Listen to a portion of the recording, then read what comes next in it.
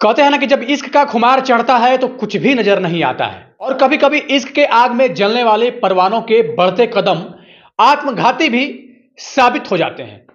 वक्त और दस्तूर ऐसा बदलता है कि मामला थाने तक पहुंच जाता है और अंत में प्यार मोहब्बत का पवित्र रिश्ता तार तार होने लगता है। खास करके मामला पुलिस महकमे से निकलकर जब सामने आता है तो दिलचस्पी और भी बढ़ जाती है। बिहार के समस्तीपुर में दरोगा जी एक युवती के साथ गंदा काम करते हुए पकड़े गए। वहीं दूसरी ओर छपरा में एक महिला सिपाही को उनके बैरक में अपने यूट्यूबर बॉयफ्रेंड के साथ आपत्तिजनक हालत में पकड़ा गया। अब एक मामला बिहार के जमुई जिले से आ रहा है, यानी बिहार में खाकी पर एक बार फिर से दाग लग गया है। बिहार पुलिस सेवा में कार्यरत एक दरोगा अपनी महिला सहकर्मी से उन्हें इश्क हो गया। पहले तथाकथित तौर पे दोनों में इश्क हुआ, इसके बाद बातचीत का सिलसिला आगे बढ़ा। धीरे धीरे जब इश्क परवान चढ़ा तो इन इशारों की बात मोबाइल फोन में भी होने लगी। चोरी छिपे इन दोनों की आपस में मुलाकात भी होने लगी।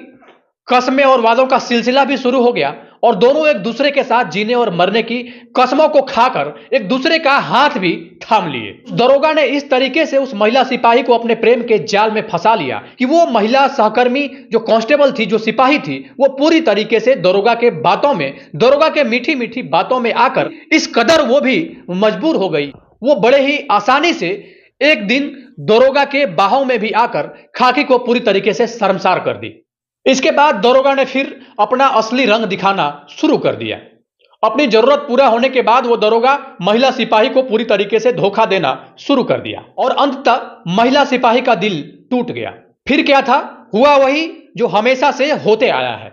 मामला थाने में पहुंचा और महिला सिपाही ने दरोगा पर बहला फुसलाकर यौन शोषण करने का आरोप भी लगा दिया। यह पूरा मामला बिहार के जमुई जिले का है, जहां पे quick response team QRT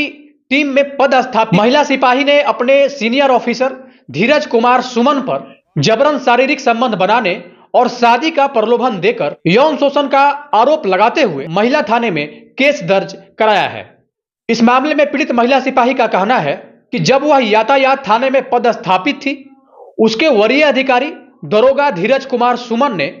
office कार्य के लिए उससे नंबर का आदान प्रदान किया था। इसके बाद आरोपित धीरज कुमार सुमन महिला सिपाही को हमेशा फोन करने लगा। उसके बाद एक दिन वो दरोगा अचानक महिला सिपाही के किराए के कमरे में पहुंच गया और उसके साथ जबरन शारीरिक संबंध बनाने लगा।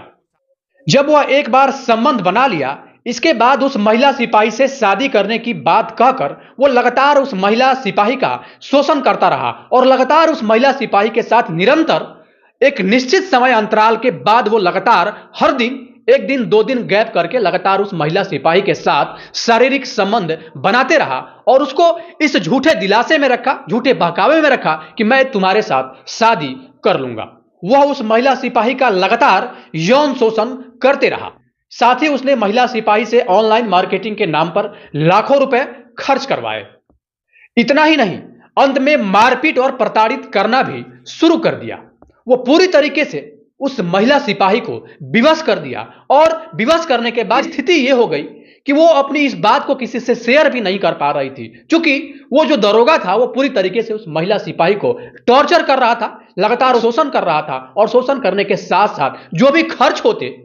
चाहे वो होटल के खर्च हो, चाहे वो अन्य प्रकार के जो भी खर्चे होते, वो सारा खर्च उसी महिला सिपाही से करवाने के लिए उस महिला सिपाही को वो वरीय अधिकारी दरोगा धीरज कुमार सुमन उस महिला सिपाही को लगातार बाध्य करता।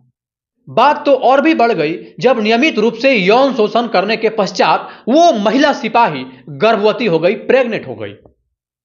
जब उस महिला सिपाही ने इस बात की जानकारी दी कि मैं प्रेग्नेंट हो गई हूं, अब क्या किया जाए, अब हम लोग जल्द से जल्द शादी कर लेते हैं। इस बात पे जो आरोपी दरोगा धीरज कुमार सुमन था वो कहता है कि अभी हमारी बहन की शादी है, जब बहन की शादी हो जाएगी तब हम तुम्हारे साथ शादी कर लेंगे, और अभी बहन की शादी है, इस स्थिति में अगर तुम प्रेग्नेंट हो और प्रेग्नेंट होने के बाद जब इस बात की जानकारी होगी, लोगों को इस बात का पता चलेगा, तब बात और भी आगे बढ़ जाएगी। इसलिए अभी फिलहाल दवा खाकर, मेडिसिन खाकर तुम अपना गर्भपात कर लो। कुल मिलाकर यह कहें कि जब वो महिला सिपाही प्रेग्नेंट हो गई, गर्भवती हो गई, उसके बाद आरोपी धीरज कुमार सुमन ने अपनी बहन की शादी की बात कहकर उसे जबरन दवा खिलाकर गर्भपात करा दिया। इस मामले में महिला थाना अध्यक्ष प्रीति कुमारी का कहना है कि महिला सिपाही के आवेदन के आधार पर केस दर्ज कर लिया गया है और संबंधित मामले में आगे की कार्रवाई भी की जा रही है। मीडिया रिपोर्ट की माने तो पुलिस महकमे में पूरी तरीके से हड़कंप मचा हुआ है। पुलिसिया सूत्र की माने तो यह दरोगा जी कलयुग के कृष्ण कन्हैया के नाम से जाने जाते हैं। ऐसा इसलिए क्योंकि जो धीरज कुमार सुमन दरोगा जी हैं, या फिर यूं कहे कि तथाकथित उर्फ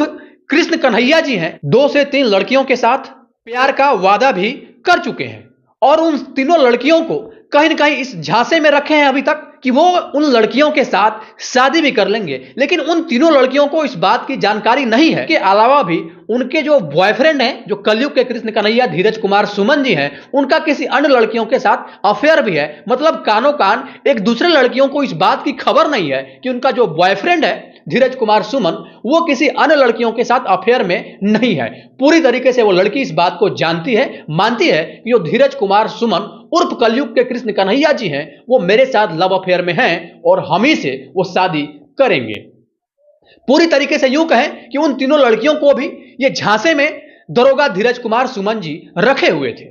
और इस बीच ये चौथा मामला आ गया, जो आरोपित सिपाही ने इस बात को लेके एक आवेदन दिया थाने में, और जो थाना अध्यक्ष थी रीता कुमारी, उन्होंने इस बात की पुष्टि भी की और उन्होंने इस बात का आश्वासन भी दिया कि पीड़ित सिपाही के आवेदन को स्वीकार कर लिया गया है और स्वीकार करने के उपरांत जो भी विभागीय जांच है वो जांच चल रही है, अनुसंधान चल रहा है और अनुसंधान होने के पश्चात जो भी चीजें निकल के सामने आएगी, उन चीजों को बेस बना के ही जो आरोपित धीरज कुमार सुमन जी हैं उनके ऊपर विभागीय कार्रवाई होगी। मीडिया रिपोर्ट की माने तो यह मामला पूरी तरीके से तब प्रकाश में आया जब पीड़िता ने महिला थाना पहुंचकर आरोपी धीरज कुमार सुमन के खिलाफ यौन शोषण करने का आरोप लगाया और इसको लेके एक प्राथमिकी भी दर्ज कर दी। पूरे मामले को लेकर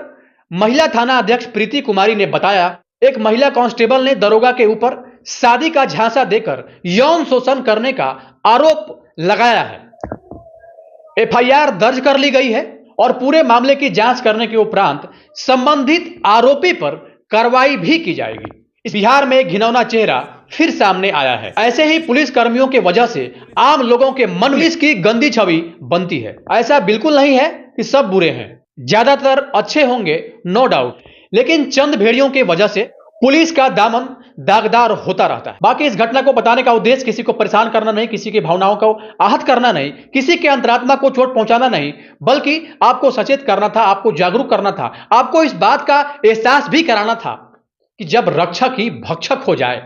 तो फिर आम आदमी का क्या होगा। आए दिन आपने पुलिस कर्मियों को अलग अलग प्रकार के कृत्य करते हुए देखा होगा। खास करके अगर बिहार की बात हो रही है तो बिहार में शराबबंदी पूरी तरीके से लागू है, लेकिन बहुत बार आपने रास्ता चलते चलते ऐसे पुलिस कर्मियों को देखा होगा जो खुद यूनिफॉर्म में शराब पीकर पूरी तरीके से धूत रहते हैं और इसके बाद वो अपनी ड्यूटी दे रहे होते हैं। ऐसा कई सारे वीडियो वायरल होते हुए दिखता है। तो अब आप ये बताइए, कानून के रक्षक ही कानून का भक्षक हो जाए, जब कानून के अनुपालन करवाने वाले ही खुद कानून का दुरुपयोग करने लगे, तो वैसे परिस्थिति में आम आदमी किसके ऊपर भरोसा करे। एक आम इंसान जब पूरी तरीके से असहाय हो जाता है, पूरी तरीके से असमर्थ हो जाता है, तब वो अपनी बात को लेकर पुलिस महकमे में जाता है या फिर पुलिस के पास जाके अपनी बात को स्पष्टता के साथ रखने की कोशिश करता है। लेकिन पुलिस की छवि ऐसी बनी हुई है कि पूरी तरीके से एक आम इंसान जाके अपनी बात को निर्भीकता से रख पाने की भी हिम्मत चाह के भी नहीं जुटा पाता है, क्योंकि उसको इस बात का डर रहता है कि अगर हम अपनी बात को निष्पक्षता के साथ रखेंगे तो हो सकता है कि उल्टा हमें ही आरोपी बना दिया जाए। ऐसी चीजें हैं वो आम तौर पे देखने को हमेशा मिलते रहती है। मेरा ये कहना नहीं है कि प्रशासन और पुलिस पूरी तरीके से विफल है, लेकिन इतना जरूर कहना है, प्रशासन और प्रशासन की विफलता का कई सारा सबूत आपको राह चलते हुए देखने को मिल जाएगा। जो बात आप देखने के बाद यही सोचेंगे कि आखिर ऐसे पुलिस वालों के पास आप जाके अपनी कौन सी बात रखेंगे, आप जाके अपनी बात को कैसे रखेंगे और क्या रखेंगे, कैसे उनके ऊपर भरोसा करेंगे, ट्रस्ट करेंगे और इसके बाद अपनी बात को उनके सामने रखेंगे। और कई तरह का कृत्य भी निकल के सामने आता है, जिस कृत्य को जानने के बाद एक आम इंसान यही कहते हुए दिखता है कि प्रशासन पूरी तरीके से विफल है और प्रशासन ही जब अपनी नाकामयाबी छिपाएगी, प्रशासन की कमी जब साफ साफ ऐसे ही रोड पे चलते चलते दिख जाएगी और प्रशासन के द्वारा ही इस तरीके का गंदा कृत्य किया जाएगा, प्रशासन के द्वारा ही लव अफेयर में रखकर किसी महिला को यौन शोषण किया जाएगा, तो फिर उस पर्सन के पास, प्रशासन के उस वरीय अधिकारी के पास जब एक आम महिला जाए और जाके इस बात का गुहार लगाए कि हम किसी लड़के के साथ लव अफेयर में थे और लव अफेयर में रहने के बाद उस लड़के ने मेरा शारीरिक शोषण किया है, जब यह बात उस वरीय अधिकारी के पास जाके कहेगी तो वो वरीय अधिकारी जो खुद एक महिला सिपाही के साथ ऐसा कृत्य करते हुए पकड़ा गया है, वो पीड़िता की बात क्या सुनेगा और पीड़िता के लिए क्या करेगा, जब वो खुद ही इस चीज में पूरी तरीके से इन्वॉल्व होकर एक लड़की का शारीरिक शोषण कर रहा है और शोषण करने के बाद पूरी तरीके से गंदे वैसे कृत्य कर रहा है जिस कृत्य को जानने के बाद एक आम इंसान पूरी तरीके से सिहर जाए। बाकी इस पूरे घटनाक्रम को लेकर आपकी क्या राय है? अपनी राय निष्पक्षता के साथ कमेंट बॉक्स में जरूर दें।